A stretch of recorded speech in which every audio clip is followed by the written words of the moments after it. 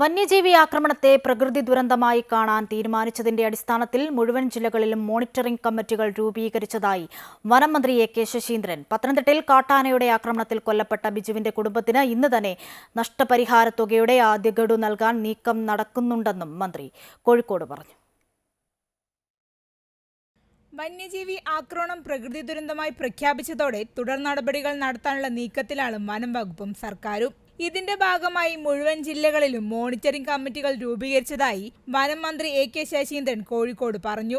Fencing പ്രതിരോധ പ്രവർത്തനങ്ങൾ നടത്താനുള്ള നടപടികളും സ്വീകരിച്ചിട്ടുണ്ട്. ഫെൻസിംഗുകൾ ഉൾപ്പെടെ റെയിൽ ഫെൻസിംഗ് ഉൾപ്പെടെയുള്ള പ്രതിരോധ പ്രവർത്തനങ്ങൾ നടത്താനുള്ള നടപടികൾ സ്വീകരിച്ചിട്ടുണ്ട്. നബാർഡിൻ്റെ സാമ്പത്തിക സഹായത്തോടു കൂടിയാണ് ആ പ്രവർത്തനങ്ങൾക്ക് ഇപ്പോൾ രൂപം നൽകിയിട്ടുള്ളത്. നോർത്തേൺ സർക്കിളിലെയും സെൻട്രൽ സർക്കിളിലെയും ജില്ലകളിൽ ടെൻഡർ നടപടികൾ ഇതിനകം തന്നെ ആരംഭിച്ചു കഴിഞ്ഞിട്ടുണ്ട്.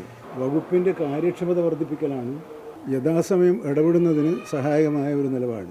പത്തനംതിട്ടയിൽ വന്യജീവി ആക്രമണത്തിൽ കൊല്ലപ്പെട്ട ബിജുവിന്റെ കുടുംബത്തിന് ഇന്ന് തന്നെ നഷ്ടപരിഹാര തുകയുടെ ആദ്യ ഗഡു നൽകാൻ നീക്കം നടക്കുന്നുണ്ടെന്നും മന്ത്രി കൂട്ടിച്ചേർത്തു.